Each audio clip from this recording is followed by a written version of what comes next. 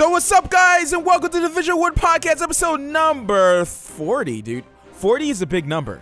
40 is a big number. This is the age where, you know, men and women, they kind of look at their life and they're like, they wake up and they just have that midlife crisis right there. Right there. 40, right there in their pants. 40 is kind of weird because quite a few people live past 80, but quite a lot of people don't live past 80. And so you're at the weird point where you're like, all right, the majority of my life is now over. You know, and that must be a scary thought. The majority of my life is over. Not only are you long past your prime, well, maybe not long past your prime. I reckon you can be pretty damn good even well into your 30s. But that is where you're going to start thinking about, you know, the big D. And that's that's not Willy. That's death. That's death. Okay. Yeah. The big D. So are we thinking Be careful about the big D, guys. Are we thinking about the podcast's big D today? Is that what one of our topics is? Yes, the big D. The big VisualWood's Big D.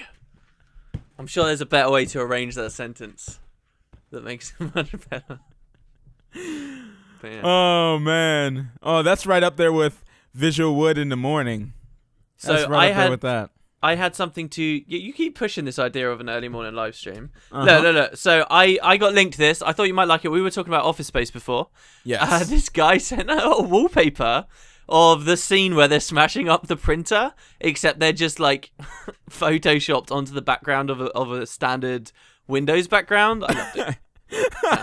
I just wanted to like let people know about it because I spent probably way too long laughing to myself about that the other night. Oh my gosh, that looks awesome. This is the quality of the fan art we've been getting now. By the way, you know, it's really tapered off after we, you know, bashed the audience in a previous podcast because they only gave us a couple of questions. People just aren't enthused. So, yeah, this is the new bar. So anyone with no artistic talent at all, anyone, maybe not even you, maybe your 5-year-old niece, get them to do us some fan art, and you'll probably be featured on the show. Do you agree with me? With me saying this? Absolutely not. Wow. So, what have you been playing? All right, I've been playing games. Look at you. I know, man. I'm so proud of myself. I haven't played Guild Wars 2 for 2 days, okay? And yeah, that's Daddy's not much. proud too. All right, but I've talked about this before, right? If I'm playing something, I'm like full on playing it. Like I'm hardcore, like whatever I'm doing. And so Guild Wars 2 is a million miles away from me this week. Woo! It's like a floating dream. It's a fancy of years ago. So I've been playing. Well, we've been playing a game together. First of all, do you want to talk about Ether 1? Oh, Ether 1. Yes. We've been playing a little bit of that, huh? We can say like our general impressions of it, right? Like, so do you want to explain what Ether 1 is first? Well, basically there's this experimental company that's basically trying to fix people's I guess brain diseases, I guess you could call it. Yeah. We're working on a lady with dementia, and we're inside of this lady's brain, right? And basically you're trying to fix what's wrong with her, and you're going through her memories, you're figuring out puzzles on the way, and you learn more of the story and more of the environment of the memories, which is kind of confusing also at the same time. Yes, and very confusing. Yeah, and I when I saw a couple gameplay videos, I thought it was going to be more of an action, fast-paced game. But then what we have is something more like Gone Home. Yes, yeah, we do. Where you pick up stuff and read stuff. Gone Home. Yeah, like all the trailers for this game, like show all this Matrix style, Inception style, crazy running through doors and explosions and mental stuff, right? And we've seen a bit of that, I think. But yeah. Most of the game is like you're inside this dream world, like exploring this area. I think it's meant to be an area in Cornwall of this lady called Jean who lived in the States for a while, and there's all this real life stuff from the outside, like getting into her mind. So like you're walking around in all olden time stuff, like near a blacksmith's or whatever, you know. I think it's set in like the 40s or something.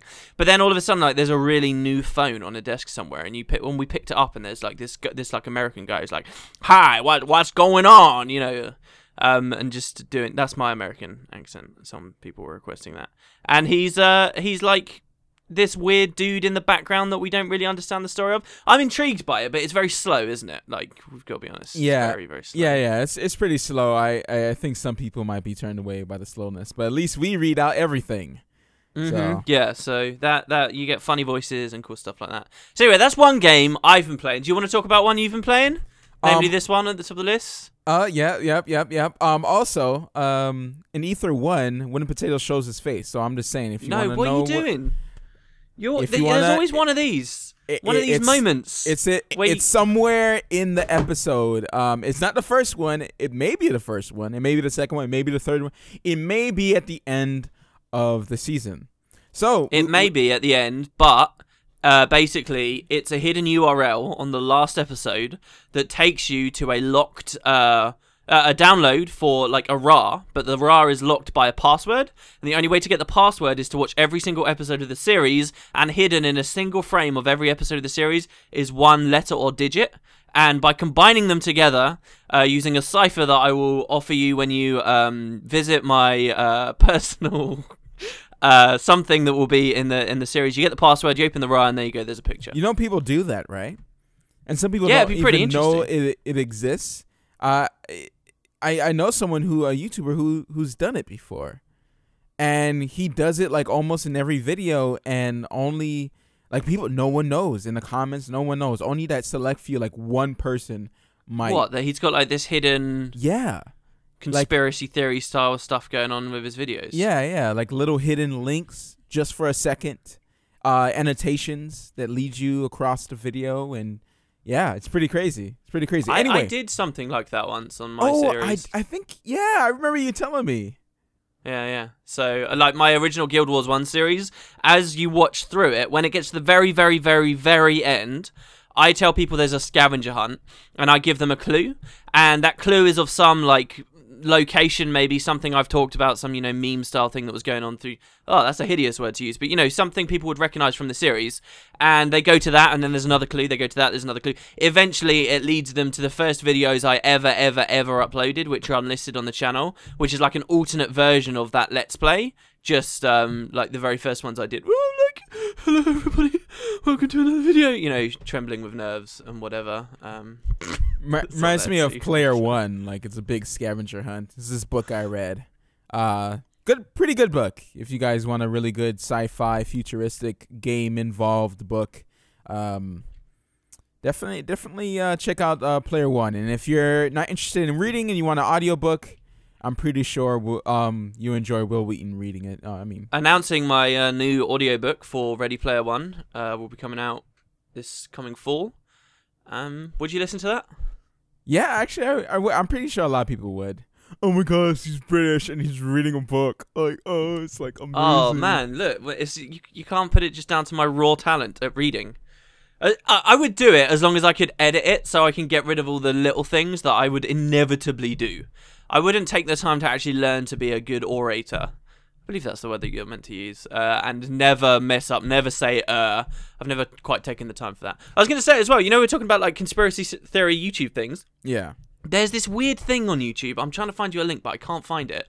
Where there are like hundreds of thousands of videos that are being uploaded to a single random channel on YouTube with like a jumbled string of text for the titles, and every single one is of variable length, and it just shows like weird static stuff and like certain sounds. And if you there's a way to like decode them, and it's different each time, I believe.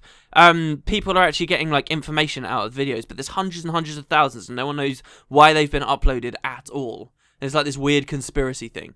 Like some people are saying that it's like a company that has testing software for uploads or something, and it's somehow accidentally leaking to YouTube, but it's crazy. It's really weird and bonkers. Whoa. Learned about the other week. So yeah. Speaking of conspiracy theories and the internet and stuff. So Watch Dogs. I've been playing some Watch Dogs, man. It's okay. So Watch Dogs.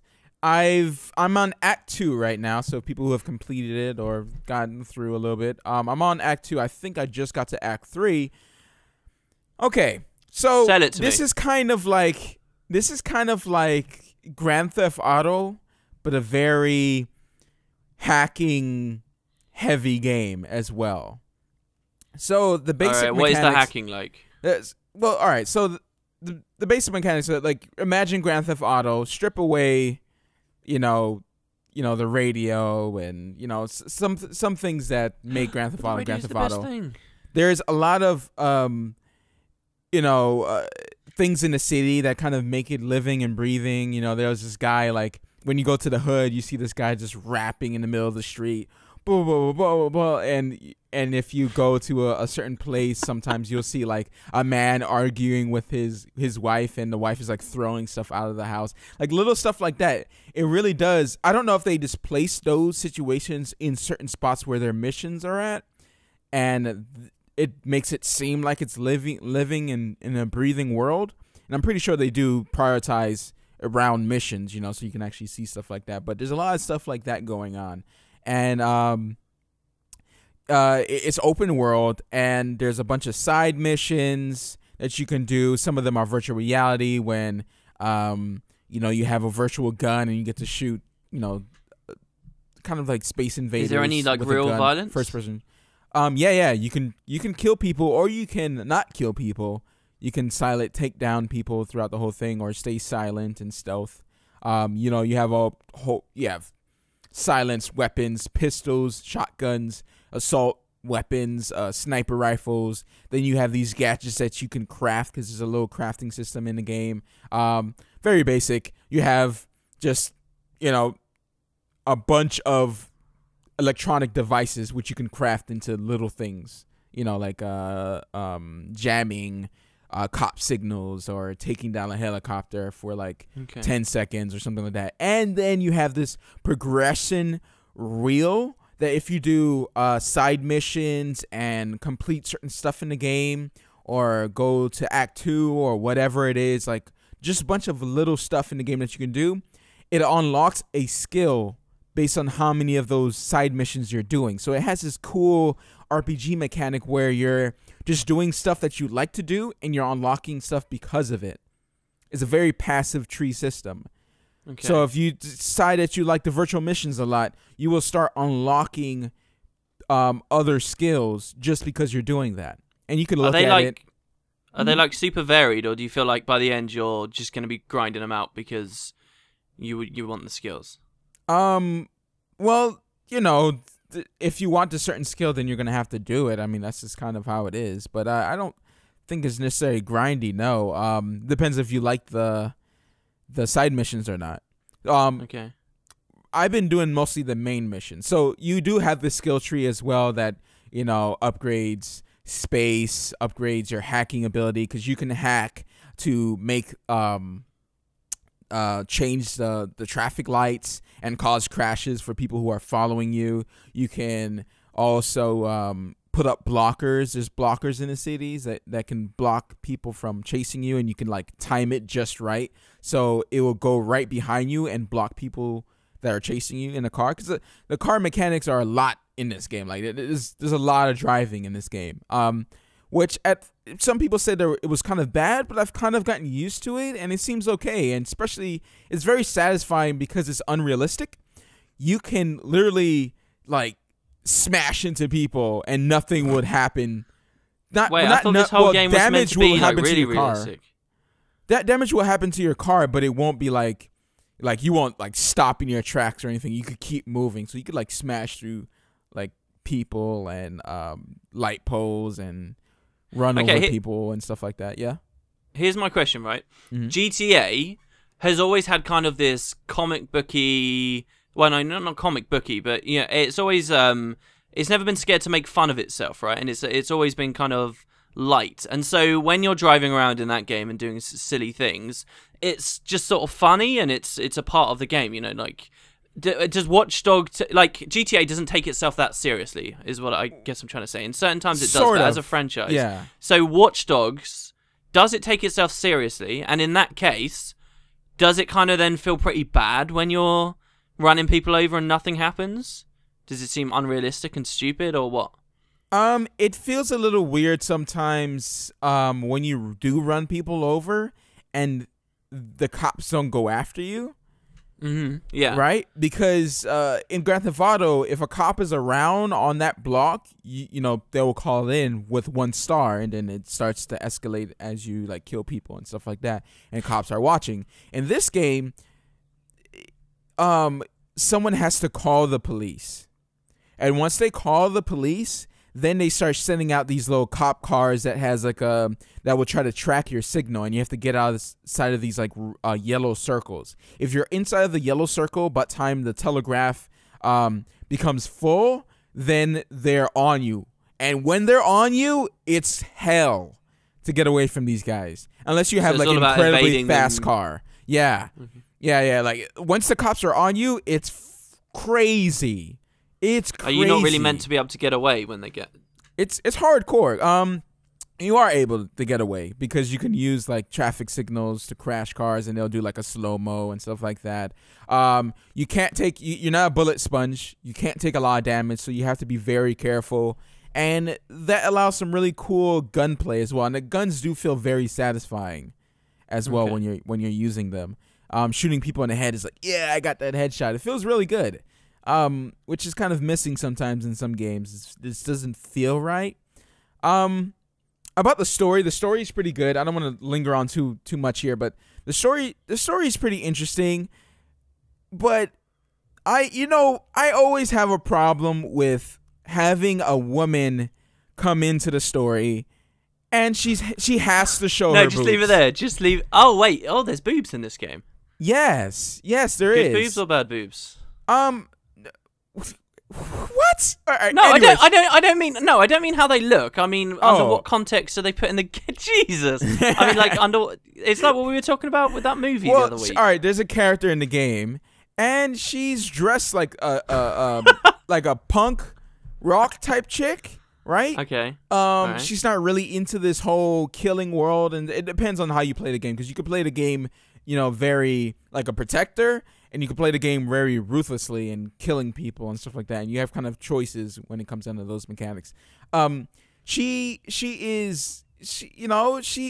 showing cleavage and stuff like that. And if she's just uptight nerdy girl, why is she dressed like this? If she's a person that stays inside the whole time, making her a stereotype there? I think she's a stereotype. Like she comes out like it doesn't make any sense for her character to be like showing all these cleavage and stuff like that if she's just such some. Doesn't that make her a bit more two-dimensional though? I mean, it sounds to me like you just judged her because she's meant to be like a nerdy girl, and nerdy girls can't dress, you know. No, it's not that. Way. It's not that, but it seems she's one of the main characters. Why does she have to be showing cleavage? You see what I'm saying? And then there's a certain situation that goes with this, is that you go into like a very human trafficking place, and then there's like just full-on nudity and stuff like that, and the soundtrack made it believe that, okay, this is a very tense part, you know, this is not for like the jokes, this is supposed to be taken seriously. But like still like then you have like women that are very like, I don't know, like it's very weird. Like you would go inside the cameras and hack people's cameras, and you'll see people like masturbating, and then you'll see like this certain point where this guy's basically having sex with this girl, and it's just like, okay, like are you just trying to be really realistic with the universe that you're trying to show during Watch Dogs, or are you just kind of having fun with this whole thing? You know, because you're giving gamers what they want, which is boobs, and most gamers want boobs. That's what gets them interested in stories. It's just the truth. It's just the truth. Thinking of a word beginning with H. If it didn't work, they wouldn't do it. Okay, because sex sells. All right, that's why porn is the biggest industry in the world. So there you go. But I was going to ask you, right? If this was a movie at that moment where it's meant to be tense and nervous, and they go into this strip club or whatever, if it was a movie, would it have been funny, or would it have kept the vibe? Was it only funny because it was, you know, kind of rubbishy video game graphics and animations and stuff? Oh, it wasn't funny. No. What do you mean? What do you mean funny? You talking about the human? I thought. You mean the human trafficking part? No, Yeah, the human trafficking part was tense. It was tense. Okay. It almost felt out of place because the way they're, I don't want to get all like, oh, this is, you know, this is what I think this game is trying to show, but this is it what you feels think the out game of is trying to place show. compared to like they're showing women as you know, like a pair of boobs, you know, almost, right? And it was a little bit weird. I was like, is this supposed to be serious? You know, when people play it, if you guys who play it, you tell me your thoughts on that. Or do you just not care? Because I mean, I tend to take it as just a video game. I'm just gonna play right through it. But it kind of was like, hold up, okay, is this supposed to be serious or are you trying to joke around? You know, so it's in a weird place for me. But I haven't finished it, so I can't really tell what the more of the theme is. Is it trying to joke around with all this masturbation jokes and all this other jokes? Like on the street, you'll see like women being pulled around by guys and stuff like that. I'm like, okay, okay, this is kind of weird now. Yeah. Yeah. You said you were going to explain the story, and then you just talked about the boobs in the game. Oh well, the story. The story is basically. Who are you? Who do you play as? Why you do you play have this control guy of who's the very city? good at hacking. He used to do really bad stuff using the hacking, like stealing money from people, bank accounts, and stuff like that. Then a job went bad. Someone came after his family. Now it's not like his wife and kids, but his sister and her kids, her 2 kids. Oh, right. Someone ends up dying, and he holds himself accountable for it. And now you get to choose which way you go. You kind of the bad guy who's just lost himself after. It's not like a lot of choice now. Like from what I see, yes, you get to choose, but you don't really like the story still kind of plays out. I don't know if there's 2 separate cutscenes depending on the things you do in the open world, and if you choose to just kill civilians outright and stuff like that. Like there's like a reputation bar that you can look at as well, and you gain reputation based on the side missions you do and how you handle them. But now you get caught up in this whole, I don't know, story with people. I'm trying not to spoil too much. Mm-hmm. But there's cool mechanics around the whole hacking thing, and the story is decent so far. It has me hooked for now. Okay. For now. But yeah, you dive into why this character died and who's responsible, but there's also some backstory there. It's not all about, you know, this revenge thing. So yeah, blackmail is in there somewhere a little bit. So it moves on. The story moves on. It doesn't stay in one place. It tends to move on. From at least from Act 1 to Act 2. I don't know how it stalemates later on. How many acts are there? I don't know. I'm only on Act 2, and there's a lot of story has been in place. A lot of story. So it's a length. I think it might be a lengthy game, unless it ends at Act 3 or something like that. But yeah. How many hours did you say you played it for the first 2 acts? I would say about 9. Okay. Was this all on stream, by the way? All of it? Yeah, all of it was on stream. What did people say in stream chat with the club bit? People, the club bit, or just in general, I guess. The human trafficking thing that was off stream. That was like the next mission too. Yeah, because it was the end of the streaming. It was Thursday, so I was like, all right, I'm gonna just finish it off and then go back to Guild Wars 2 or WildStar when it comes out as well. Mm-hmm. So yeah, I don't want to, because people don't want to see spoilers. People want to play it for themselves. So the people who are hanging around, I was very like, okay, don't worry, I'm not gonna play any of the story while I stream it, and then so you guys can see at least the first beginning part, and people are really enjoying it. I like that type. It's like a live Let's Play. It was a really good moments. People are laughing. People are having a good time. So yeah, it was good. Overall, there you go. That is my thoughts on Watch Dogs.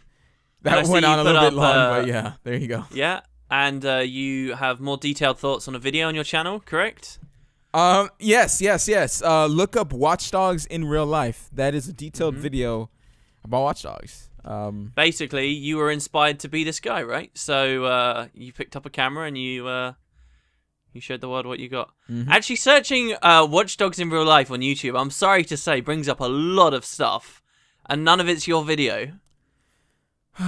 The nature. Oh, it is there. It is there. It is there on the front page. But damn, there's loads of this.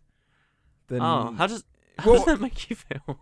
That's the nature of YouTube. Aren't we used to it already? Being like YouTubers that are not like, you know, like let's see, not PewDiePie. PewDiePie is a bad example because he's just the Smosh biggest of the big. Smosh, you know, like those big guys. You know, 100,000 subscribers. Those are the guys. 200,000, 300,000. Those are the guys who they make a video.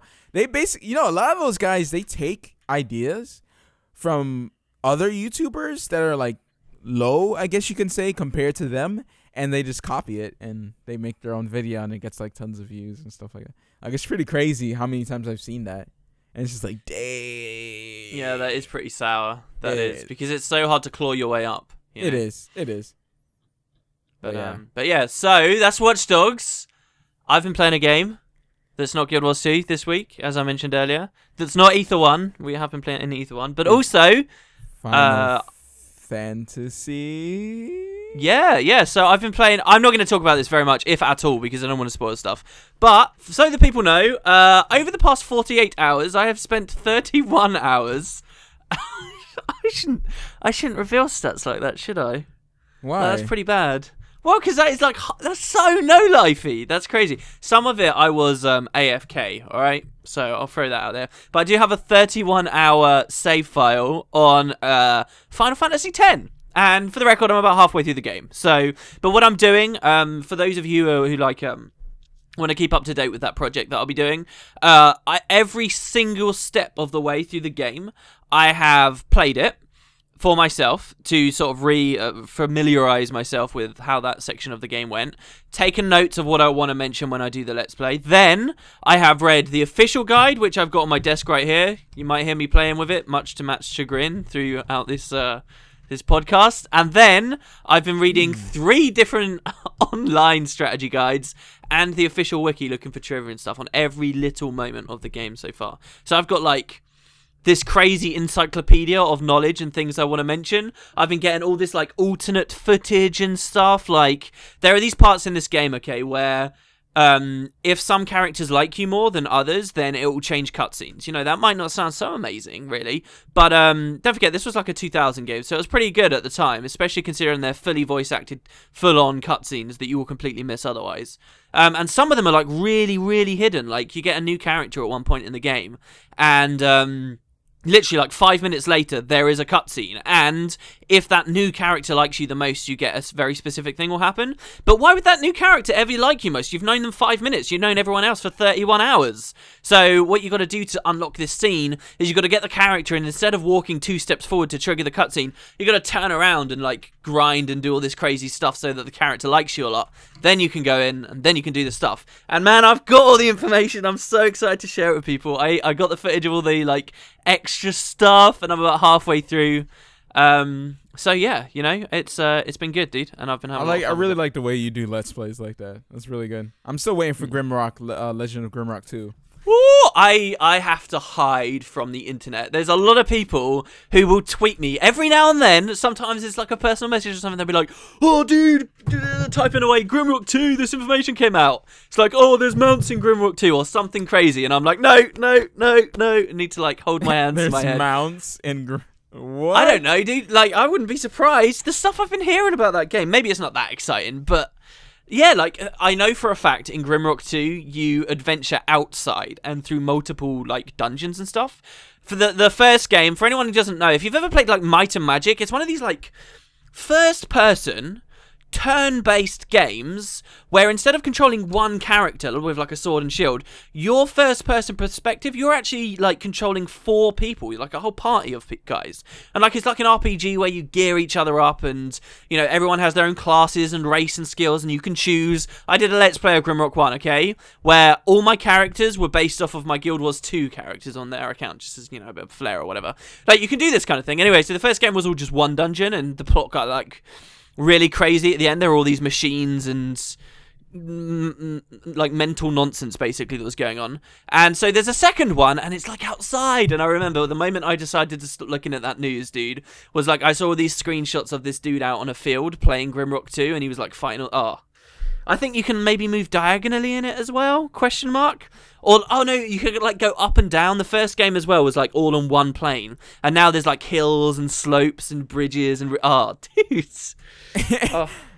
You sound extremely excited. That's such a good game as well. I don't even know when the release is. I think I heard a little bit about multiplayer as well. But anyways. Whoa. Yeah. Right Drop now? that bomb and just leave that. Just leave that there for you. I may have to look that up at some point. So what do you have for me this week? Okay. Wait. In terms of what? What do you have for me? Oh yeah. Oh yes, my god. Yes, you still have this. You're never gonna get this, by the way. This is really difficult. Really difficult. Okay. But here we go. Okay. It's audio adventure time, baby. It's in Skype, so if you want to accept it. I thought I'd send it to the wrong person for a second there. That would have been awkward. What would have been awkward? Send it to the wrong person. Oh, I guess you could just cancel it. Yeah. So, well, while that's transferring across, here's the name of the game, ladies and gentlemen. Once a week, I record a something in my life. I don't say what it is. Send it to Matt. He has to guess it. Then the next week, Matt does the same for me. We started with just like a trip to the shops, basically. Right. Where I was buying cigarettes. Matt was buying deodorant. I think you had other stuff, right? Didn't you? Yeah, I had a bunch of other stuff, right. But sure, deodorant was the thing that sticks out in my mind because they had 2 different varieties and one of them wasn't on sale. So that has to be dealt with. And so yeah, then last time, what did you send me? What was it? You were mashing up like oats or something, right? To turn into bars. I was just all right. Well, it was me making this cereal thing, and I had almond peanut butter. Well, almond butter, which is kind of like peanut butter, and it kind of drags all to the bottom, so you have to kind of mix it up. So I was mixing it into the microphone. And it sounded kind of dirty. A little bit. All so right. I have it okay, now. A little bit of information about this. Mm-hmm. You're never going to get it, but I spend a substantial amount of time every day doing what you can hear there. Okay, I'm going to play it right now.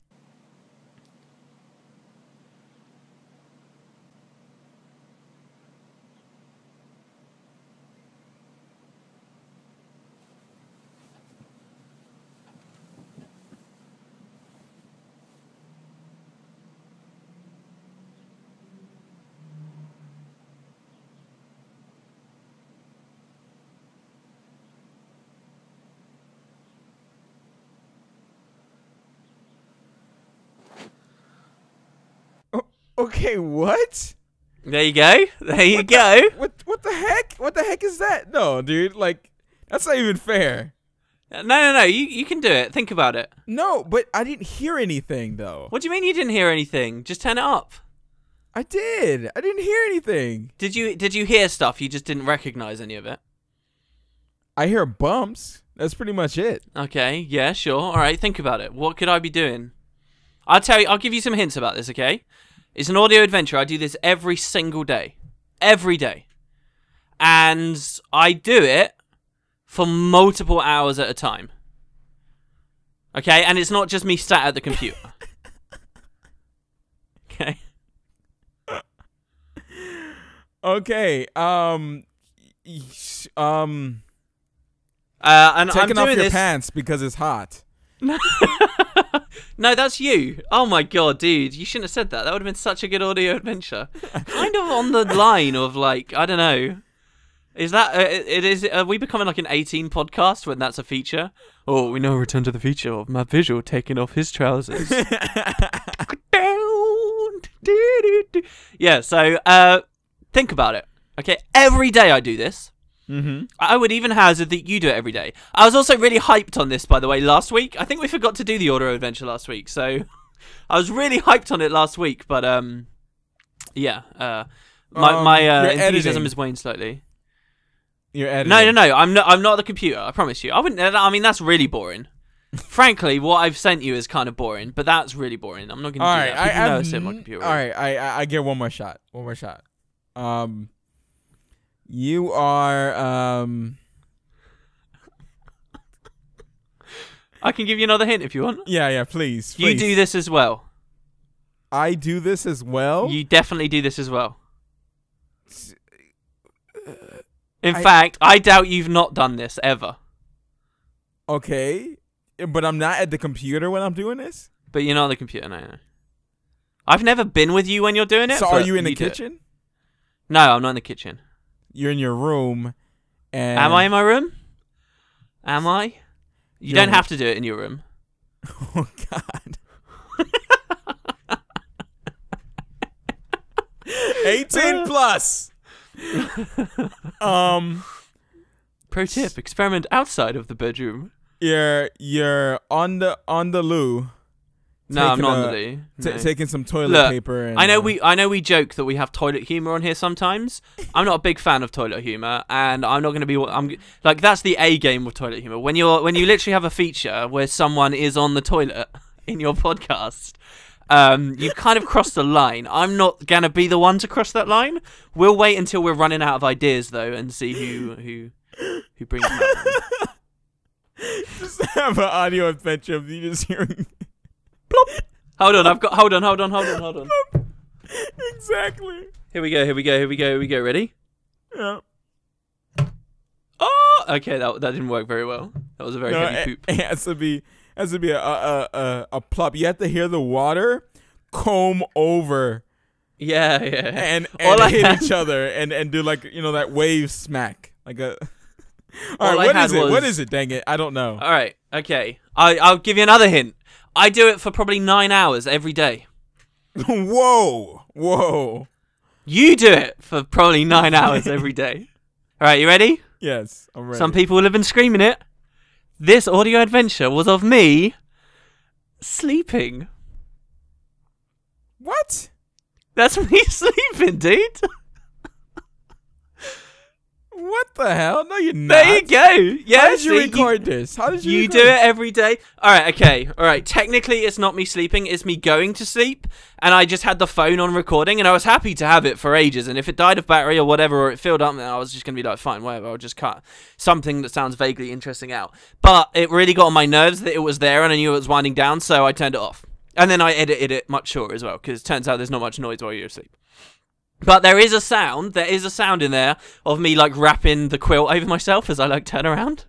All I heard was background noise. And that's like the same similar song. Maybe. It's a really bad audio adventure. That's what I hear. That's exactly. Well, there you go. I think that was pretty enlightened actually. So I'm next. Yeah. Tune in next week for the next audio adventure. Yeah. Is it time for that Guild Wars 2 Gold? GuildWars2Gold.com. Oh, maybe we should change that. Maybe we should change that because I think that is a real thing. You want to change it to poop again? Guild Wars 2 We're messing on our Guild Wars 2 doc right now. What about that? Wow, diarrhea. Okay, so except I can't spell it. What do we got first? How do you spell diarrhea? All right, okay. So, let's just jump in with the big guns. ArenaNet really brought that A game with the release information this week, didn't they? It was huge. It sent ripples through the community. Well, is that sarcasm? I don't know. I don't know anymore. I don't know because I think it sort of did, even though they didn't do that much information.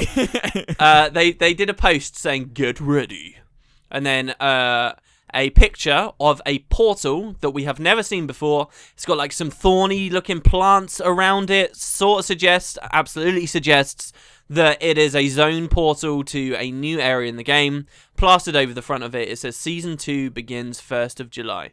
And in the bottom right hand corner, it's got a new logo. I don't think I've seen that logo before, but it says Guild Wars 2 Living World. That's like their Living World logo. And then underneath that, it says, we're happy to announce the first episode of Season 2 of Living World will kick off the 1st of July. The Festival of the Four Winds will continue until that date. So enjoy the festivities while they last. You know, that's a whole extra month of this content, which really isn't that much, frankly. It's a lot of fun for a long time if you get someone like that you can do the Crown Pavilion with. But we're waiting until 1st of July. What are your thoughts on, I guess, either the content or the wait? What strikes you most worthy of conversation? I'm waiting. I'm really waiting for July 1st, really, for the season 2. I think I said this last week. I'm just not really into this patch. It's more of like a filler patch, you know, like one of those anime episodes where it's just all of a sudden the story doesn't matter anymore, and it's just they're back at home. You know, they're not in the next dimension. They're back at home going to school and having like some funny thing happen. It's like Digimon you're talking about right now. Yeah, it's just like every anime has those filler arcs that has nothing to do with anything of the main story. It's just, and it doesn't even have any action if it's in like an action anime. It's just crazy. It's crazy. But I'm not really interested in it. And the thing is, I was wondering about this. Someone made the joke of like, oh, they must really want us to play WildStar because WildStar comes out pretty much it's out today if you're listening to this podcast on Sunday. But and you know you have a month to play. But I'm thinking they probably doing season 2 a month after WildStar. So all those people are like, Guild Wars 2 is free, and WildStar I'm gonna have to pay an extra $15, or you know. If you're hardcore, then you can pay it with in-game cash. Maybe I should just play Guild Wars 2 instead. Dun dun dun. Evil A-net. Even though they're I think you're absolutely bang on the money there. It gives them more time to work on whatever it is because they want to open with a big bang, right? We talked about this last week. Yeah. It's got to have a big bang at the start. So it gives them more time to refine that. Actually, you know, hopefully they use the time well. And in the meantime, people are they're off playing WildStar. Don't forget these are both NCSoft games too. Yeah. So they could be coming a little bit with each deeper other. there. And there was like a nice little interview came out, and Carbine was talking about A-net's our sister studio, and the interview was asking about Living Story updates because Carbine WildStar is gonna be having monthly updates with like. Like one month they'll have like a new raid, and another month they'll have stuff for the PvP people, new maps and stuff like that. And then the next month we'll have other stuff like that. And they have like content stacked up for the next few months, they said. At least that's what they say. You know how people like to talk smack so people can buy their MMO like, oh, they're going to have content and then we're going to buy it, everyone talks before the game comes out. If you listen to a lot of the Guild Wars 2 interviews, They talk a lot of stuff, and then all of a sudden it comes out and they didn't deliver on some of the stuff that they mentioned. But that's every MMO. But it's funny because they were like, oh, we talked to ArenaNet about how they handle Living Story updates and blah blah blah and what we're gonna do, and we learned a lot of stuff from them. So I really wonder if they when they talk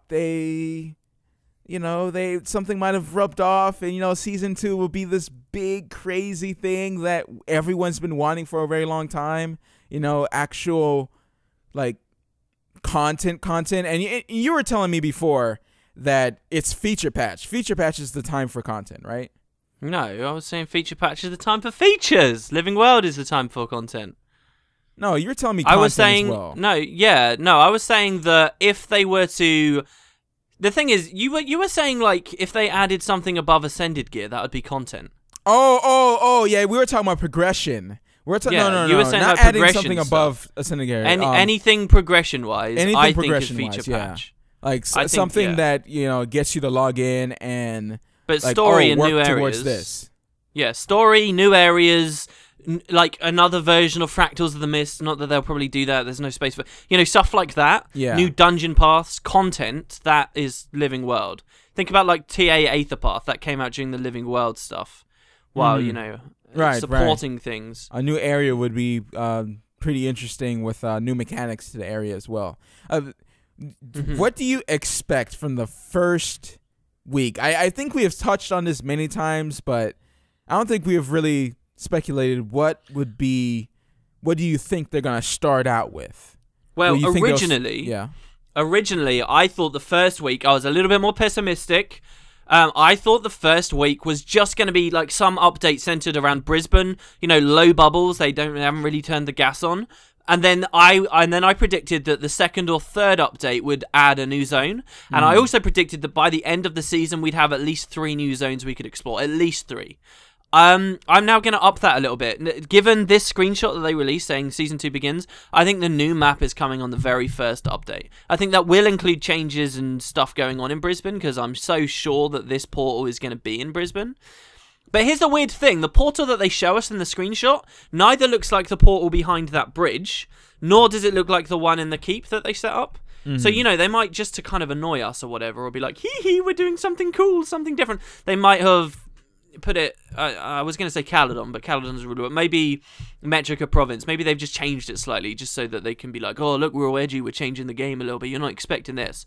When actually I think that'd be the wrong move to make. I think if they're going to add a new zone, respect the hints and things you put in the game already. Respect those. Please make sure this portal is behind that fort or at the other side of the bridge. If you don't honour these tiny little scraps that you've given us to speculate on stuff, if you don't do that, then it's going to make it feel even worse for later ones. Like, I really think Guild Wars 2 hasn't been good at, like, dropping hints and things and, like, really fueling a lot of speculation. It's because if they add it, like, this portal somewhere completely different, I think it's a huge mistake. Just little things like that, constantly betraying previous stories and threads that they may have set up. It just makes it feel hollow to speculate. So, anyway, that's one thing I've got my eye on, and that this screenshot didn't really excite me about. But yeah, I reckon update 1 will be a new map, don't you? Given the screenshot. Absolutely. I said before, it needs to start good. It does not need to start slow.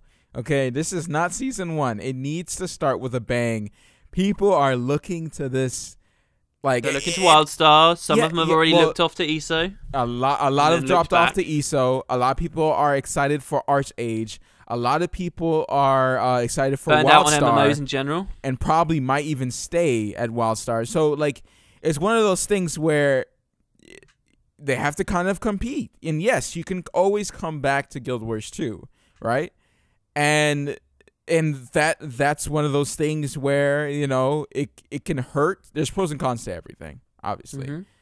And so if Guild Wars 2, if they don't start with that big bang, people are going to be like, I'd rather just stay playing ESO or Archage Alpha or, you know, WildStar or any other MMO. Some people like Terra, you know. Some people or old games like Final Fantasy X. Or or new game that just came out. Non-MMOs. Yeah, non-MMOs. I mean, The Forest. A lot, you know, The Forest. Oh, topical. Releases tomorrow. At least record. So yeah, I really do think they need to start with a bang. I really do think the map, I have to agree, the map is going to be there first time, and then we're going to be able to, you know, have a living story thing at Lion's Arch, and then it leads us to the new map, and then there's going to be new stuff in the new map, new events and stuff. Hopefully they do something different and it's not more of the same. That's what I'm so hoping, that this map is just different from any other map. One idea, what do you think of this along those lines, right? Someone mentioned this. They left me a question like for one of my Q&As. I didn't pick it because I thought it was sort of an absurd notion and I didn't want to just put it down. So I'll do it on the podcast. But what they basically said was, you know, we got the Zephyrite Sanctum with all of the aspects and the crystals. They basically said, what if we had them across the entire game? Wouldn't that make Tyria better if they were all over the whole game? And so you see the complications and is ludicrocracy a word? It's definitely not. But you get the idea that would just be insane to do, like throw all these crystals everywhere and out all these new areas and actually integrate into the gameplay. But what if the new map is a really tangled jungle and the Zephyrites, before they leave, say, hey, you know, take these, they'll help you. And so this new map, it's like a standard explorable map, as you'd expect. I don't know about the world completion side of stuff. Like, we've had this discussion before. I don't know what they'll do. But what if this new map, that was like their twist? What if it had like all this like crazy platforming in it, where you had to use all these different skills and you could jump really high, and there were a bunch of hidden areas, and maybe you could go into a canopy of the twisted jungle trees and actually, you know, do some serious platforming and exploration around there. Do you think that would spice the map up a lot for you, or are you looking for something even bigger? I don't know if that's wise for the majority of the players that play Guild Wars 2, to have that mechanic so heavily in a new map. That's a good point, yeah. I'm down with the jumping puzzles. I'm so down. But the thing is, I don't think it would be wise to have. But I do want a mechanic for that map. I think new maps should have a heavy different mechanic, so people think of it as sort of not necessarily end game, but when you're max level, or I don't know if this map is going to be max level in the first place, or is it going to be upscaled map or anything like that. I hope it's max. I love the 80 maps just to see the huge numbers you can do. Yeah, it's the only reason I like it. We need 80 maps that have like hard bosses on there or something like that. Do you know why I think it could be 80 as well? If they make that, if it turns out true, all of the season 2 stuff as well is permanent, and like it's something you can kick off after you complete the Zaitan stuff, it only makes sense for new maps that are relevant to the living story to be level 80 maps. Because what this means is new players come into the game. Let's say you're in Asura, you do Metrica, you do Brisbane, and you see a portal, and you're like, oh, that's the level 80 area. I'll come back here later. You continue with your personal story. You beat Zaitan. You start a new personal story, and it's saying to you, now look, you can immediately go to this new map, and there's new story and quests and stuff to do out there, and it's level 80. Like, it just makes sense to gate it that way. Do you get what I'm saying? Like, yeah. I'm so down with the level 80. So down. Yeah. So down. Definitely. There has to add rewards or some type of progression. I know people don't like progression, but some type of rewards that you could get out of the map. Either skins like everyone else, like every area else, or it's something that would appeal to the player that doesn't care about what they've been putting out so far when it comes down to rewards, Well, okay, so for you, obviously they're not doing any more vertical progression, like maybe ascended runes and sigils, but they've never mentioned it, and I think it would be kind of a crazy thing to do. Right. Not something I'm totally opposed to, but something kind of crazy that I very much doubt. So they're going horizontal, right? So now the idea is they're constantly adding new traits and skills and stuff, right? Maybe new weapons to the game. What if, and also, remember there's a mega boss that is to be declared. I believe the first update, when we get this new map, there will be a meta event in this new map that ends with a mega boss. I don't think it's going to be a copy of the boss from the Sylvari starting zone. I think they might reuse that at some point, but I think it's probably a totally new boss. Some big new thing using all the new AoE tails. Maybe not like super hardcore challenging, or supposedly like Worm and stuff, but a really kind of engaging big boss, right? What if, and then think about the new trait system as well. Okay, what I'm going to propose to you is all of this stuff rolls in together. You know how the new traits now, you get those from doing specific stuff in the world? What if it's like, okay, there's this new boss out there. He's hard to kill, but by killing him, you unlock a special new trait, or you unlock a new skill, or maybe even like a new weapon or something. Like, what do you think about that? Because that is the progression in Guild Wars 2 now. It's horizontal. It's not vertical. It has to be one of those. Yeah, it has to be one of those. Definitely. Would that actually get you excited? All right, I'm gonna. All right, this is a weird direction to take it, but I've been looking a lot of what people have been saying. Sometimes I look on Reddit, sometimes I look in the comment section of our videos, and some people really complain about stuff like that. And it goes to the subject before of like, or what? What do they complain about? Like, okay, why gate it behind a hardcore boss?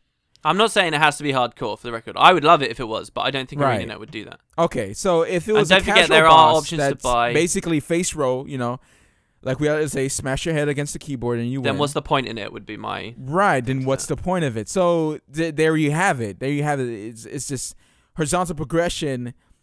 Is it going to be so hard that the casuals would just give up? Because you know what they do, right? It's too hard, I give up.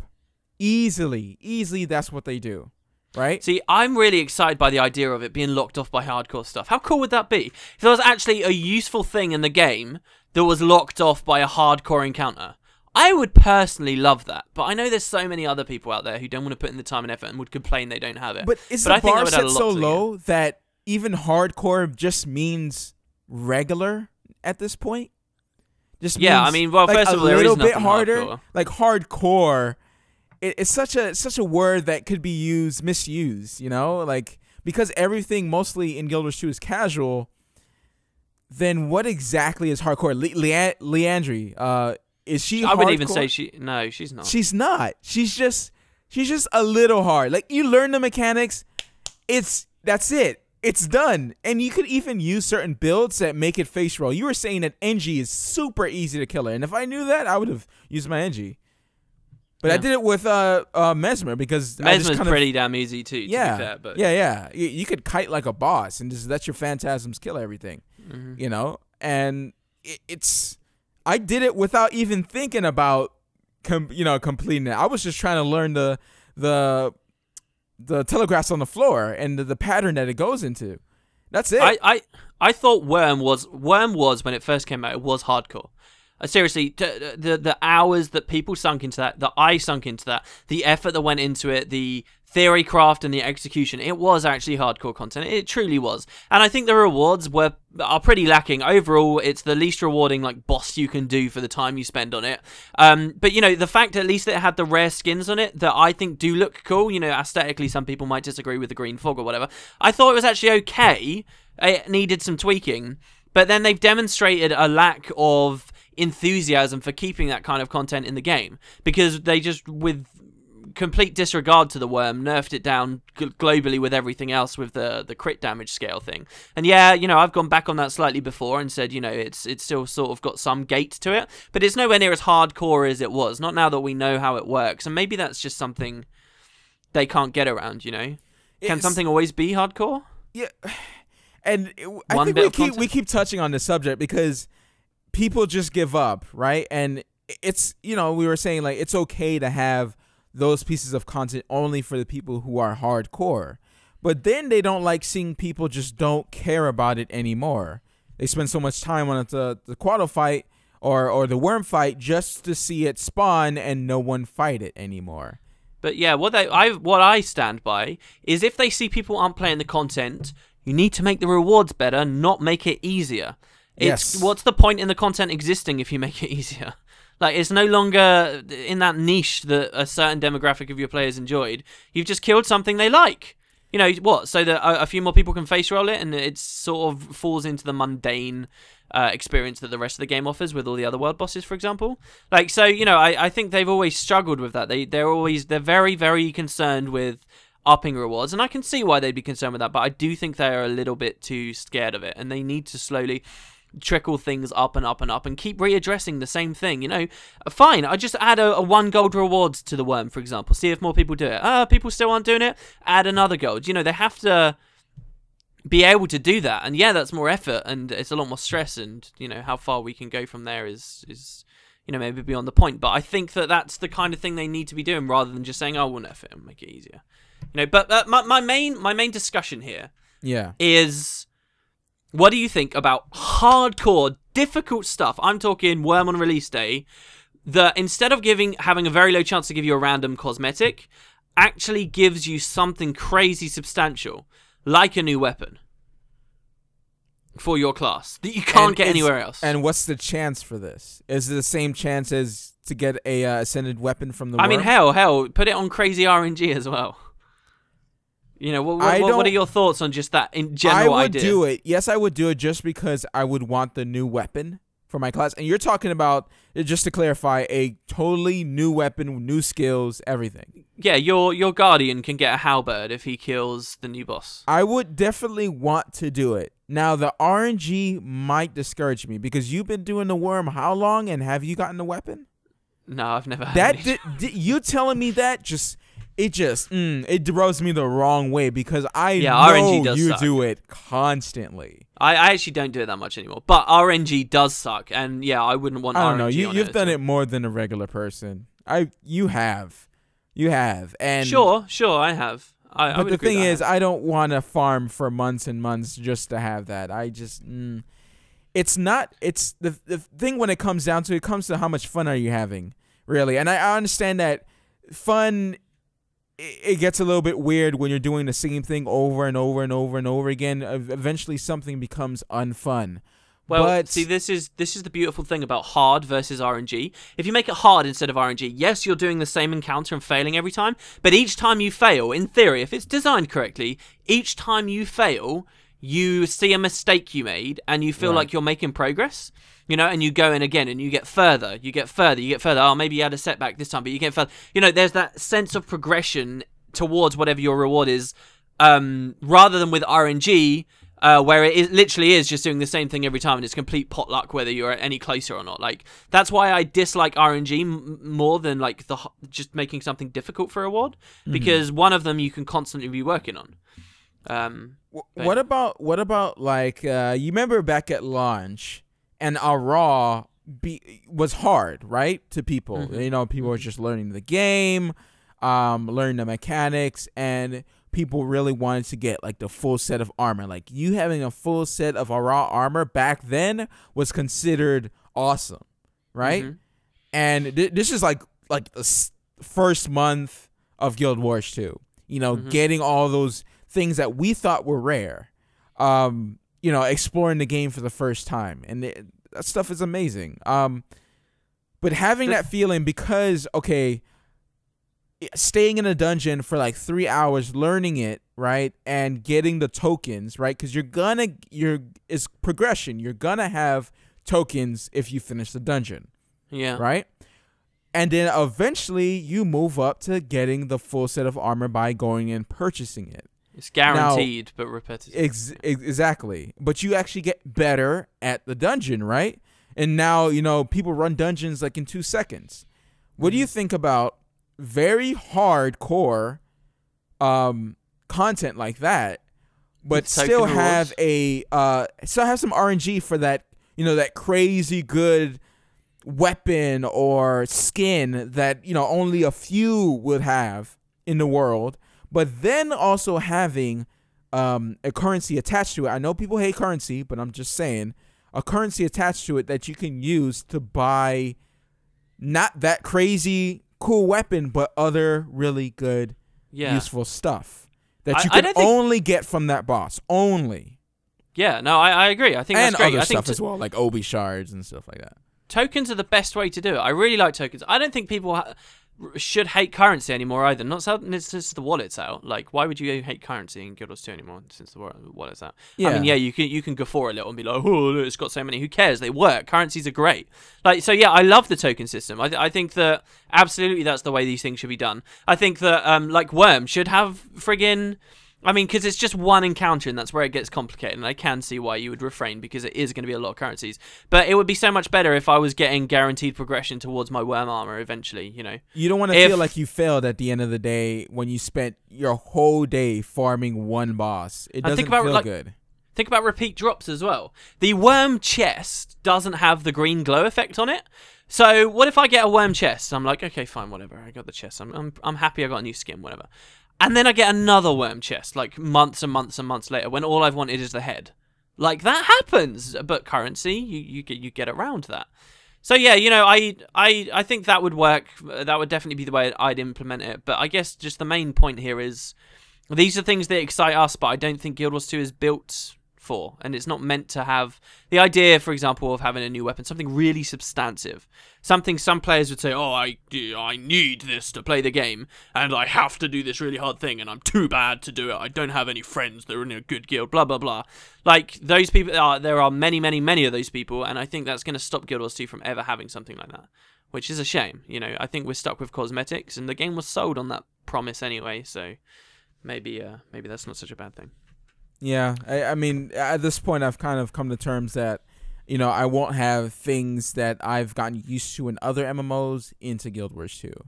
I'll never have, 1v1s. I wouldn't say dueling. Maybe it might have it one day, or dueling, or housing, or, maybe one day I'll have guild halls. I don't think that's a priority, and that's fine. And it's all, we talked about it last week. It's all the way how you put it into the game. If it's just some tacked on feature, then, we don't want it, because at the end of the day, we're not going to play it. We're not going to use it because it's not inside. It's not good enough. It's just like tacked we on. were talking, I don't know whether it was on the podcast we were talking about, but we were talking about WildStar housing and how everything about housing is tied to everything else in the game. Was that on the podcast? Yeah, that was on the podcast. I mentioned, raid portals, buffs, the customizing the house is ridiculous. Skate parks and stuff like that. But you get rare drops from like big dungeons and stuff to put inside of your house. Like, everything is tied to it. and raid portals and buffs and stuff like that help your adventures, and it's crazy tide. And if Guild Wars 2 added a big feature like that, they'd want to do the same thing. I think that's why, by the way, when many people say, oh, it's just Guild Wars, just add them in, the devs have never done that because they appreciate that. They really want, if they're going to put a big feature in, I think they really want to make sure they do it well. Like that. So yeah. Yeah. And anyway, look, that's the portal, that's the new map, that's the information that's come out. Definitely looks like something deeper in the Maguma jungle, and for now we can't really speculate. I think it's going to be fantastic though, dude. Like, if a new map comes out at the start of season 2, like, that's going to be pretty cool, at least for doing content on. Hell yeah. Yeah. Man, if someone had a video for me right this second of the new map, like a tour of the new map, I'd be going bananas. Absolutely crazy. And yeah, so anyway, that could be pretty good. Right, moving on. You want to do some bongs? Bongalicious. Bong. Okay. The first one is the boss scaling app. Just wanted to talk about this for a second. This does exist. I'm not endorsing people to look for it necessarily because this is an MMO. Obviously, you download anything from the internet that claims to give you something, it could easily be keylogging you or whatever. So do be aware. There are apps out there, though, however, that allow you to see the health of bosses. Guild Wars 2 has always obscured many specific bits of information to us just so that people don't feel cheated when events scale and stuff. And, you peek through the looking glass when you can see the health and you realise that all their bosses' healths are constantly fluctuating all over the place, and it makes DPSing stuff down feel like really stupid and insignificant in the open world because it's like, oh, what does it matter that I just did 20,000 damage to this boss because he just regened all of that because these 5 scrubs just walked over, so what's the point? So they hide all the numbers. There are apps out there, though, and methods of seeing the numbers. It's actually all stored in your memory, and if you've got just a memory parser, you can get it out, and then you can just create a very basic UI, and it will splash it up on your screen. Anyway, a lot of people have been talking about the boss blitz down in the Crown Pavilion because people don't have guilds that can organize into each wedge of the cheese wheel, and they can't farm it, and they don't get the ridiculous farm that a few players are currently enjoying. So there's been a lot of discussion about the scaling, because as you know, you've had this experience, right? You go to one of the bosses in a Zerg, what happens? Yeah, it gets scaled up like crazy. It gets insane health. So people were wondering, I've always wondered this as well. Is there a point where adding each individual new player, the health that the boss gains outdoes the DPS that player does, right? And so someone actually looked into this, particularly with the boss blitz, and there's a bunch of information on it. They all start with around just over 1 million health, which isn't too bad. If you have 4 players in the area, and I think this is true for most events in the game, if you have 4 players in the area of a boss, just 4, there is no scaling whatsoever. So you can do 4 players, and that is like the perfect number for just damaging them out, as long as those 4 people could survive and, have that stuff going. Which they can't really, because unsupported 4 players can't do that much. Anyway, so after the 5th player comes in, every single time a new player comes on, 20% of the base health is added back onto the boss. Whoa. So that means every single time, as far as I can read it here, every single time another 5 players come along is 20% more health, 20% more health, 20% more health. And like that's actually pretty substantial. It does mean that it's a linear scale though, and it literally does prove mathematically, in theory, maybe someone can point me wrong here, but it does prove that bosses should die at the same speed, even if there's a 70-man Zerg there. They should die at the same speed. And do you know why they don't? Because 50 of those 70 people are running bad builds, don't know how to play the game, or are just AFKing while auto-attacking. It's proof that this happens. And it's such a pox with the game. It's so significant that you'd think there's no way that could be true. That they just scale, well out of our control, and it just takes longer because of the huge Zerg. But it's because when you get loads of people, you're just getting bad people coming along, and it all adds up. A little bit comes from condition damage, because obviously, if you have 4 people, there's not many wasted condies. Do you know what I mean? Yeah. It stacks to all of the condies, and there's not that much wasted. And when you have around 10 people, you've got like a permanent 25 vulnerability on a boss at all times. So then that's 25% more damage, and it offsets the 20% more health the boss got. So if you go up to 10 people, you can still kill stuff pretty quickly. And with 10 people, you can also support your allies and res each other up nicely. And that's why 10 seems to be the golden number, because the condis still count for a lot. You've got all the vulnerability offsetting the initial scaling, and everybody knows what they're doing generally when you have just 10 people. But then as more and more people come, it just gets worse and worse and worse. People dying does seem to keep the boss scaled up. I haven't heard a complete confirmation on that, but you'd think they'd mention it. So this is it. This really is it. If you're in a huge Zerg, the reason stuff dies slow is because people get lazy.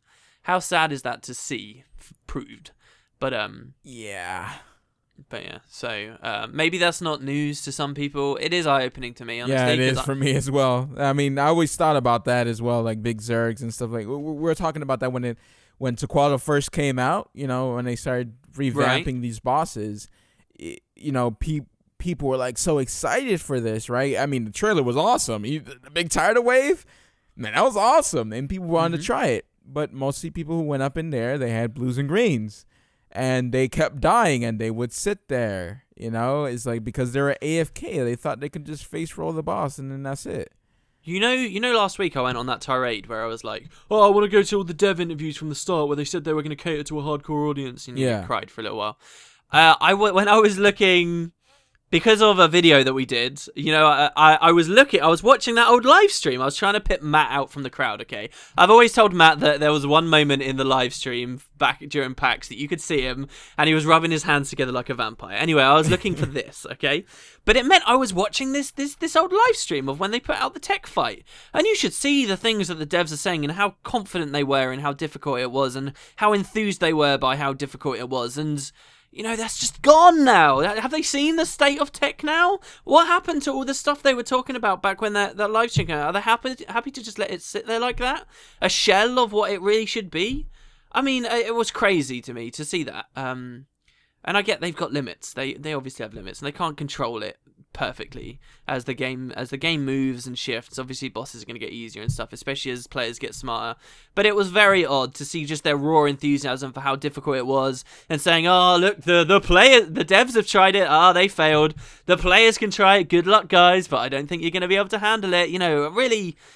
And obviously, these people do appreciate how fun that stuff is. Right. And they were loving it. They were loving how difficult this content was that they put in the game. And they were loving that they could show it to us. And we were loving that they were showing it to us. And where is it? You know, and that was just weird for me to see that live stream. And now I just go to tech, any old overflow. Usually, as long as someone tags up, and someone even tries remotely to set up the turrets, you kill tech. Yeah, I mean, the truth is that tech was actually made a little bit harder recently. They removed some of the damage that tech used to get shot by a laser, which would proc his burn phase, but also do a chunk of health off of him. Now that chunk of health isn't there; it just procs his burn phase, and I think it's a bug because it bugged the animation at the same time. So they did make it tech slightly harder, but you know, it's still, for me, when I go to tech, it should say something when I go to tech that this is my opportunity to try weird healing power builds. Like, I go to tech and I'm like, all right, here we go. Cleric Staff Ellie, let's do it. Let's use all of these new, you know, runes of benevolence, runes of the monk, sigil of benevolence. Let's keep people alive. And like specifically ask people to come in my party so that I can heal them and hopefully see a difference I'm making. Like, you know that that's a problem, that I'm so confident we're going to kill it, that happens. But, you know, I don't know what I'm talking about really, because if something's stupidly difficult all the time and there is no way to learn it and get it on farm, so to speak, then it's just lame and it's annoying. Worm was like that originally. Like, you couldn't really get Worm on farm because, not excluding the bug that was in the game, you couldn't get it on farm because it was kind of RNG and frustrating and annoying in Phase 2. You know, it was a brick wall and you couldn't see how to climb over it. Every conceivable thing you tried to do, you did, and you saw that you did it, and you still couldn't kill the boss, and that's just not fun. So there's got to be a point where people learn it and can do it with regularity, but... Would you like them to you mentioned healing, would you like them to embrace healing a little bit more, or Absolutely, do you think the game is like just the soft, not necessarily soft Trinity? I guess people call it soft Trinity, but like it's not a Trinity. It's not really a Trinity at all. Like it's not really anything at all, really. To be honest, it's more about. But the thing is, you go into a dungeon, you stack. across the No, wall, look, and then you look. kill a boss, and then that's pretty much No, how that it yeah, but goes. to stack without dying, you do need stuff, right? It's a fallacy that there is no support. What is the Trinity there for? It's to encourage team play. That's what it's there for. It's so that you're not all doing your own individual little thing and feeling, you know, Which ends just up as an happening. individual in a group. That doesn't happen in Guild Wars 2. You cannot just run into a dungeon and face roll it and just go through like la-di-da-di-da, everything's as easy as all hell. All these groups you see that are spamming their way through it doing quickly, they have actual comps. Nearly every single one of the players in their group is supporting one another with stuff. That is why some classes are strong. That is why Guardians are strong. That is why Thieves are strong. Most classes offer something. Why are Necromancers the weakest class in the game? Not because they don't do DPS, it's because they offer very little utility outside of that DPS. Right. It's a complete fallacy that there is no, like, team play. That's what the Trinity's for. It's to encourage team play, and there is that in Guild Wars 2. There is, you know, dropping reflects and giving people agencies and making sure your thieves dropping the blind field or stealthing you and stuff. There is team play. All that said, though, I would like something closer to the Trinity, because currently the team play stuff is like very narrow. It's okay, blind fields, Aegis, reflect, because these are the crazy OP ones. But stacking, really? Like stacking? Stacking's a different discussion completely. Stacking is a completely different discussion. Stacking, I think, should be in the game, but LOSing shouldn't. So LOSing is walking in a corner, aggroing the mobs. All of the AI don't have line of sight, and they walk immediately onto your spot. So now the stack works because they're all there. You AoE them down. However, I think if LOSing was removed, then it would be much more interesting, because people would actually use CCs and stuff to try and knock mobs together. That becomes a part of the game. Getting them all together so that you can stack and blow them up should be difficult. It shouldn't just be an artifact of bad AI. So yeah, I think stacking is fine, but it's not fine with LOS. LOS is way too strong, and that's why you see stacking so much. I never enjoyed the stacking. I do it just because it's the best way to defeat stuff. Yeah, because there's no play to it. I don't. It's like you pop skills and there you go. You know, like as a guardian, I have so much I can give everyone. So I just pop all my my Aegis, everything at the right time when boss is about to do something, and you just stack there and you just burn them down. Stacking does in general make it does in general with the LOS as well. Like LOS is what I think is bad, basically. That's what I'm saying. LOS enables stacking way too often. Stacking should work every now and then if you can push a boss into the wall at the right time or get all the mobs in a certain place. Like that should be okay, but I don't know, like there is some team play, but I think that everything combined together, the stacking and the LOS together, the game is slightly too easy right now, in that many people think that the game is just spam skills and stuff dies, and they don't realize that they're actually being carried by their guardian. They don't even know what like a warden is from a mesmer. They just think, oh look, particle effect, I don't know what's going on. They don't know how to pick out the stuff that makes them realize, oh, so this is why I wiped to the Spider Queen last time I did it, yet this time we killed it and everyone's at 100% health. They just think, oh, I've got a better party, whatever. Like, they don't actually realize they're getting carried every single dungeon they do by people who do know what they're doing. And so, you know, that's like a whole other topic, but I sort of think that they should get rid of the LOS is like one big thing for me. But the other thing is, yeah, like healing should be more, everything's narrow, and like I think there should be more healing style stuff, and there should be more tanky style stuff, and more open field combat rather than just against walls all the time. And that's what breaking the LOS would do. Because if you're more open field, it adds a lot more it makes a lot more things viable, okay? So, like, mobility is supposed to be a huge thing about the game. What is stacking doing? It's removing the mobile part of combat. That's what it's doing, while balling everyone up together. And so things like chill and cripple and immobilize, blowout, stuff like that, huge swaths of mechanics in the game are really, really diminished. And this is why Necromancer doesn't offer much stuff to people under the current situation. You know, you change that, and now people start looking into many different tools. Not that they don't already, you know, sometimes fractals, people actually pay attention to chill and stuff, like Mossman, if you eat food that lets you chill on crits, then people actually do it, and, you know, they play with them. But, yeah, healing and control are, like, at the bottom of the bunch, because you don't need control, A, because of Defiance, B, because of LOS. And healing, you don't need because of the downstate, in my opinion, is the biggest offender, and the fact you just rally off of everything.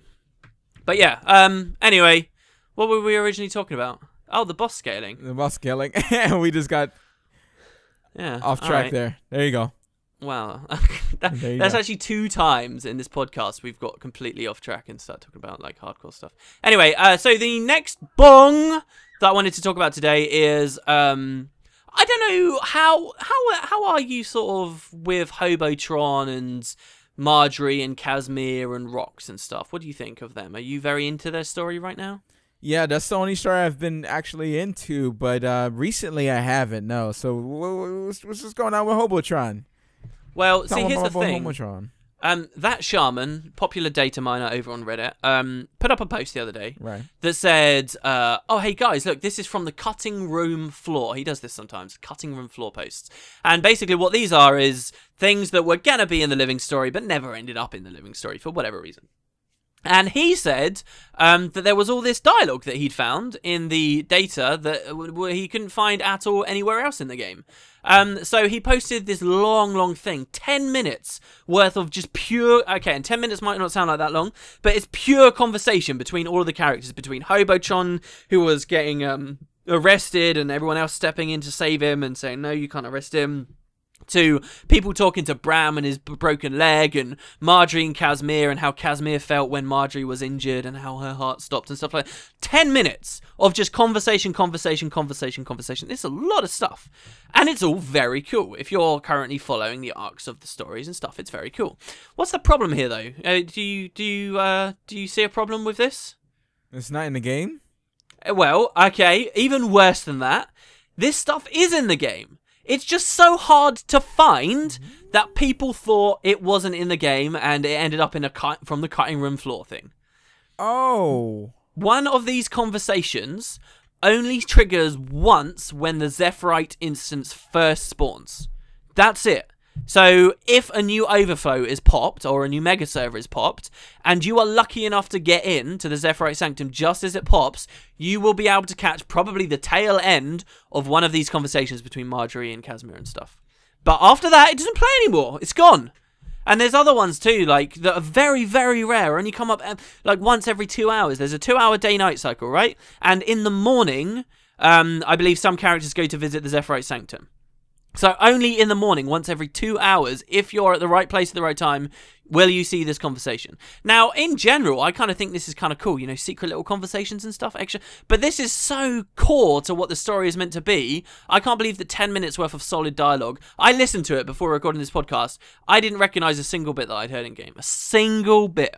All this story and exposition, still ArenaNet seem to be struggling with putting it into the game in an accessible way that will actually put the story in people's faces, and that's what matters. And I think a lot of the story has been kind of like after those living story instances, and it's a lot. Sometimes it's really, really long, and they don't want to make it feel like, man, well, I've been in this instance a long time, just listening to these characters talk about their life.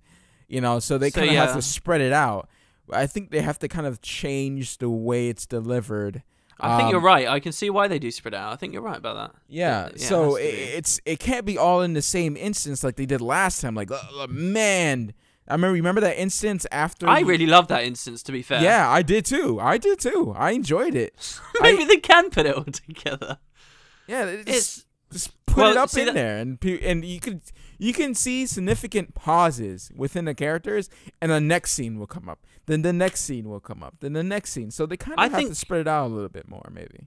They should just have a little bit of phasing, don't you think? Just a little bit of phasing in the game, where if I walk up to Marjorie and Casimir and stuff, and I press F, their little conversation where they're talking about, you know, when she got injured and where they go off and explore the bazaar and stuff, that should just trigger. It shouldn't be some generic random dialogue that I click off. Maybe you can have the generic random dialogue, but then also another button I can press that just triggers their conversation, and then they walk off throughout the bazaar and I can follow them, and I can see that whenever I like. And then all they have to do, I think they were very smart with the metas, this most recent patch, by the way. Each meta is only 1 achievement point. That's it. So, well, there are some very minor exceptions, but I think that's really strong, especially for the leaderboards and stuff. But what this means is they still have to use the achievement points as a means to tell the story. You just give someone a meta that says, visit Marjorie and Kaz in the Zephyrite Sanctum. Alright, you go over there, you press F. Then people get the story, at least. You know, like, one of the... That's what problem number 1. Problem number 2 is just the way they've implemented it. One of these conversations only appears if a boss blitz has been going on for, like, hours and hours and hours. Like, the same boss blitz.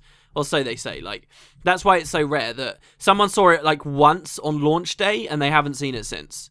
You know, this stuff is just way too hidden, and They're paying voice actors. They're paying writers to write it up. Some of it's pretty good. A lot of it's pretty good. Yeah. I like listening to this. Why haven't I seen this in game? You know, Season 2, please address this. There has to be some core changes to the way they deliver the living. No more meta. Please let the achievements be achievements, not some weird substitute for a questing system and a quest log. Please. I really hope, you know that thing they dated Mind where it said swap to living story, swap to personal story. I really hope that serves as a functionable quest log of sorts for Season 2 that stops us missing this stuff. I mean, they've made a lot of improvements, but then seeing this patch, and I know this patch was scrabbled together, so maybe this is why this one was sort of poorly done. But, I mean, it's horrible to see that they made all these strides, and now it's like, oh, okay, we did this quick one. There you go, bye, and it's just got the same issues. You know, and I get them. It's maybe excusable because it was rushed out, but at the same time, what does it mean if we're still back where we were with Flame and Frost? You know, a little bit after that. This is the same. This is the same. Do you remember when what was the second South Sun release? Secret of South Sun? This is the same as that. Well, that's what turned a lot of people off Living Story. They'd had enough. They were like, all right, whatever, Molten. They finally started doing it, but it was all hidden, and you had to go all around the island to find these people. And again, I kind of like the idea of hidden dialogue, but not when it's all there is. Well, so substantial, I suppose. Anyway, there. Hopefully, I'll give you this link, Matt, if you want to put it in the description of the podcast. So people can listen for 10 minutes straight without having to battle the game to hear the damn story. You can just listen to SoundCloud and enjoy the continuing stories of Marjorie and Hobotron and stuff like that. Hobotron! Favorite character, GWT? I love VisualWood. Oh, yeah! Yeah! Dude, I can imagine him saying that. That would be of course. All right. Okay. Little bong here. Bit of a filler bong, maybe. Bong. I talked in the past couple of podcasts about my goals in Guild Wars 2. I thought it'd be interesting for people to sort of keep up and find out what's going on with me. With how do I keep playing? What are my goals? What do I keep doing? I've been in PvE for a long time now. Usually I swap between game types. I've stayed in PvE. So I did all that grind for stat cap. Did I mention? Had I got it last week? Yeah, what do you mean? Yeah, you mentioned it. On the podcast. So I mentioned I'd got stat cap. So now I'm doing what I call Operation Expensive. Did I tell you about this? No. Okay, here we go. So Operation Expensive. I realised, this is totally a brag, by the way. I tried to tell some people early in the week and it just came out as a brag. So this is me bragging, all right? I found out, okay, I'm full ascended, full infused, okay? Lots of money. I have every single terrestrial LE weapon in the game now, right? I just need the underwater one and I'm done. Lots of money. I have the Molten Backpack, which is the most expensive backpack in the game, not counting the Chaos of Lyssa, but that could be bugged or whatever, so whatever. So I've got that. There are these shoulders in the game too that cost 300 gold from the first Halloween, which I just so happen to have also. So now, if I put all of this stuff on, I realise I don't look particularly cool, but I do have a lot of really expensive stuff. So my next goal is to make the most expensive possible character in Guild Wars 2. And this, I'm not far away from it, but it basically means I at least need to buy a monocle for my headpiece, because that's the most expensive headpiece. And then once I've done it, I'm going to do a video saying, hey, look, this is the most you can spend on a character. What do you think? And it's at this point, I'm kind of like, yeah, I'm not doing what normal players do anymore, am I? This isn't... Yeah, you're finding stuff now at this point. You're just scraping the edges of the floor, like, okay, what do I do now? I have everything. And just oh my god. And then I'll make an ult. It's cool. I'll make an ult. I'll make a warrior, and then I'll go full infused sentinels with vitality, and be like, lols, a billion health, 100,000 health. I just have this picture in my mind of your mom cutting off the sides of your peanut butter and jelly sandwiches, and you're like, she's about to throw away the end. You're like, no, don't waste that, and you just get it out of the garbage and eat it. Like for some reason, that's my picture, my image. Mom, I'm playing Guild Wars 2. Go away. Where's my? I don't like. I've never had peanut butter and jelly, but I don't think I'd like it. How could you? Where's your American childhood? Thing. It's an American thing. American thing? Peanut butter and jelly sandwiches? Saying yes. So what type of sandwiches is well known over there in the US? Well, I won't give you a sandwich, but I'll give you a very common thing we have for breakfast. That's Okay. beans on toast. Apparently, a lot of Americans don't really have that, but beans No, on toast. we don't. Beans on toast. Yeah. Toast. Wow. It's delicious, dude. All right, if you you can't because you eat healthy. What's up with you, man? What? Damn it! I was Listen, gonna give you the greatest thing in the world fast to eat. metabolism like you skinny little I don't have a fast metabolism either, but I'm dancing away on DD. dude. I'm not anymore. Dude, listen. All you Maybe you eat dance, is spaghetti and pizza, and you might as well be Italian. I don't eat that much spaghetti. I don't even know that much about pasta. Linguine, lasagna. Mm-hmm. What's the feta Fettuccine. fettuccine? What are the little like bows? You know, there's little like shells and bows. Shells Is ravioli and one? Ravioli? Ravioli. Uh huh. You eating Did I all already that, say- all that nice starch carbs. Pasta. Delicious. Yeah. You ordering another pizza today? Are you having another cheesecake? Another fruit cake? Another candle lit dinner What for one? What have I eaten today? You just don't remember. Oh, you just toss dude. it in your mouth at this point, huh? I had an egg, mayo, and bacon sandwich. What? What does that sound good? Actually, it kind of sounds interesting. I've eaten some weird delicious. stuff as a kid. Like really, there'll be nothing in the house, man. And So all you we go do, to the there'll toilet always bowl. be bread and there'll always be mayonnaise, and you just slap things in there, man. Ah. I saw an episode of The Simpsons. Apparently this makes people gag, especially if you don't like mayonnaise. But I saw an episode of The Simpsons where Homer was just eating mayonnaise out of the jar with his hand, not with a spoon. Oh. Just hand in the mayo jar. It's like because it's flubbery. Like if you really take a scoop of mayonnaise and you just look at it, and it's just like wow, it's just fat. It's just this fat you're just like chugging down. Do you ever butter your bacon? That's another thing I saw on The Simpsons. No. There's enough grease there, and I like Sugar? turkey bacon a little bit better. I know, sue me. I like turkey bacon. It's just not enough. Like bacon is just very fattish. I don't know. Like it makes You me can cut the fat feel. off though. Makes me feel like a pig. Wow. Woo! Nailed it. I guess that kind of lessens the joke. We talked about this, about how humans taste like pig many times. You know this is what happened. I was explaining that to my mom when I went down there last year, Really? Were you? and she was like, Matt, you don't need to say that out loud. Just stop. Like she didn't believe me. She was like, and I didn't even get to the tasting like pig part. I was Wait, talking what were about, you you know, talking like about how then? pigs scream and how it sounds like you, and how pigs are intelligent. And she was just blowing me off. And I'm like, Did you mention Ma. that that's why like some cultures don't eat pork? Yeah, like she didn't want to hear any of it, man. I was like, Mom, like, are you serious right now? She was blowing me off. She didn't want to hear Was she anything. offended by it? She normally doesn't want to hear anything I have to say sometimes. Like I'm just like way out there to her. You know, What's the best thing you've like enlightened your mum about? That she actually wanted to listen to?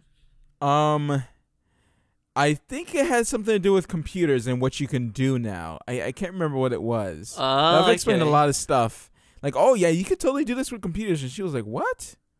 You know? She's like, Yeah. oh wow, you know? And I'm like, yeah, I'm heavy into that and blah blah blah. And yeah, you know, my mom is, you know, she's a Jamaican lady that just doesn't know about technology and stuff, and she uses Facebook and stuff, but that's pretty much where it ends, really. What were you showing her? What, like video games? Well, I've showed her video games and stuff like that, but she has no interest whatsoever. Do you know what I always kind of wanted to get my mum into with video games? I wanted to show her a game, you know, Dear Esther. Isn't that like the perfect kind of game you could show your mum? Don't you think? If she's interested in novels and stuff, yeah, sure. Because, like, you don't even have to set it as a game. You just say, look, walk around. You can even give them, like, a controller. Like, I tend to find older people are pretty good at just using controllers rather than WASD. I don't know if that would be the best game to kind of get them into, though. Well, just it depends on the person, though. It depends on the person. Not to get them into video gaming, but to show them how far graphics have come and stuff. Like Dear Esther, do you remember that cave section in Dear Esther, like the blue caves with the bazillion? It looks so good, doesn't it? It's got kind of a surrealish story, and it's just wandering around looking at the sea and stuff. Like, I think that's so cool. It's also my main contender, or was until I played it and experienced it and didn't enjoy it much. For like, what a waste Oculus of money, Rift. To be honest. Like, seriously. What? Dear Esther? Yeah, it was like, what, 10? It was 10, 15 bucks? No, I don't know. I really enjoyed it, and I enjoyed the money I spent on it, and I replayed it multiple times. Just because it has all the weird things. Like, that's a creepy game too. It's got cool stuff. Like, well, it's not a game, it's an interactive experience. And they always sold it as an interactive experience, by the way. I enjoyed it. I don't know if I should have paid $10 for it, or $15 or whatever for it. Yeah. Because it was really short.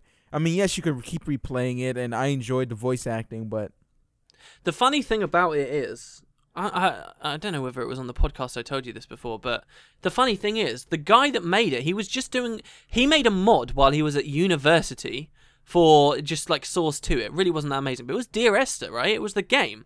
It was free. It was a mod. And then after he left like uni, he decided to remake the mod, and it was like a years and years long project. He'd like pushed that engine to places graphically that no one thought it could go, and he got like a huge community just because he was remaking this old mod. And then right towards the end, everyone in that community said to him, "You've got to actually sell this for money. We will pay you money. This is such good work. This hobby you've been doing is such good work. Please just put a price tag on it and we will pay for it." And so he did, and it ended up on Steam. And now he gets all this hate from these idiots that think that he was trying to make some kind of video game, like, that was going to break all these boundaries and be something new, when he wasn't even going to like ask for any money in the first place. People saying that it's like a disgrace and such a bad video game and stuff. They really have no idea of what that game is or where it came from. I was in that community before it came out, and it really frustrates me to see people talking so much that's the internet in a about nutshell, right? They, idiots who basically think they know something and they don't, right? They go on Wiki, they look up, quantum mechanics. Oh, this is the proper way. You're doing it wrong. Quantum mechanics, and they copy and paste from Wiki. That's the internet. Like, seriously. Yeah. All right, so Bong. Mm-hmm. Do you want to move on? So the next Bong is about quantum mechanics. Quantum mechanics is a branch of physics which deals with the physical phenomena at nanoscopic scales where the action is the order of the Planck constant. You with me? It departs from classical mechanics, primarily at the quantum realm of atomic and subatomic length scales. I gotta give you props on how quick you were to look that up. That is amazing. The real Bong, I don't know. Should I really mention? Some guy has been really secretive with me in game for a long time, being like, "Hey, I've got a really good farm, dude. You were talking on your videos about how you think there could be secret farms out there. I've got a really good one." And so I'm going to tell the world about his secret farm. Oh, come on now. This is a 15 golden hour farm. I've not played it yet, but I am mentioning it because apparently loads of people have started to do it now. Loads. And so I won't feel bad about doing content about it. But basically, it's a farm at the end of Personal Story in Ore, supposedly. And I think what you're farming specifically are moldy bags. You get 5 people, and one of these missions right at the end of the Personal Story, with 5 people, scales like mad. You run around there, and your best tagging class, like Staff Guard is king, obviously. You just run around tagging all the loot. And apparently it's around 15 gold an hour from selling the bags. I'll have news on it next podcast or on a video on my channel, but that's something I thought of before we were doing it. There you go. That's true Bong, by the way. That's quick. Ready? Bong. Moving on. Did you see the dragon armor? No, I didn't. Well, it's not called dragon armor, is it? It's called what is it? Anyway, they added new armor to the gem store. You know how they changed the system for town clothes? Yeah. The way that they changed it is now you have one item that you equip. Well, no, you just have a skin in that slot, and it changes your entire appearance. They sold, I believe this is the first one that they've sold under this new system, and it looks amazing. It's probably the best armor that they have ever added to the game, particularly through the gem store. And obviously that's a subjective thing that I'm saying right now, but it is beautiful armor. Really? It is so nice. And it's the reason why I say objectively it is one of the best things that they've added is they've taken attention to detail. Not just every race has like. It doesn't change for every single race, okay? So, like, humans, Sylvari, and Norn, I believe, have the same general thing. But Asura, okay? So, in this game, whenever there has been a new armor set added to the game, there has been one version, both for men and women. One version. You know how if you're playing a human, the female clothes look completely different, don't they? Yeah. Completely different. They are female clothes. For the Asura, female Asura characters, which is what I play, have always sort of been gypped because it's just been the same as the male clothes. It's just, oh, we'll just copy it over to the lady. There you go. Well, this armor, for the first time, I believe, actually has a different look specifically for the women. It like changes the feet so you can like it's actually different. And the same goes for many small details across all the class and race combos. The best thing about it is if you wear this armor on a male char, right, all the way down your tail, you get like this serpent dragon that coils around the tail and like flourishes up near the end. It's like a full-on dragon that comes down like all the way across your tail. It's so good looking. It's amazing. Wow. And somebody wonderfully gifted it to me for my birthday, which was last week. Aww. Yeah. You remember his name? Putting you on the spot? He's Twilight. He's in my guild. He's actually in charge of the guild now, which is pretty cool. So, yeah, he ended up gifting it. Usually, I don't accept gifts, but if it's a Black Line gift, I can't hit return to sender. So, but I'm so happy I've got it. It's amazing, man. It's so good. It's beautiful. And yeah, I wanted to mention that to people because I really do think this is it's Black Line stuff, but it's cool armor that they've added, and hopefully. We never touched on that. What do you think about Season 2 actually adding like more armor? Because they so rarely do it, don't they? So, oh, achievement armor, yay. Yeah. I would like to see detailed armor that's different from everything else in the game. Because I like to mix and match a lot.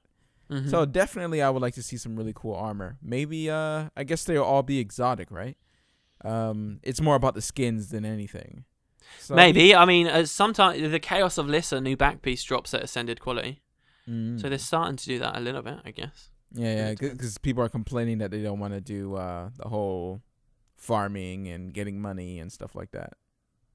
I mean, a lot of the new rewards they've added have been Ascended. For the really difficult stuff, anyway. You know, really high fractals drop Ascended armor. Eventually, Ascended armor is going to be extremely easy to get. I'm telling you. I'm calling it now. Nerf! Yeah. No, I think over time it will become easy. They just need to incentivize other stat combos because currently it's not easy at all. Like, I spent all this money on one stat combo. If they even slightly make another stat combo really good, then, wow, that's months more of game time for me. That's why I haven't gone for it. That's why I don't mind that, though. I think it should be celebrated that there's so much potential game time. As long as you're enjoying yourself while you're earning the money. As long as you're enjoying... Oh, okay. Yeah, there you go.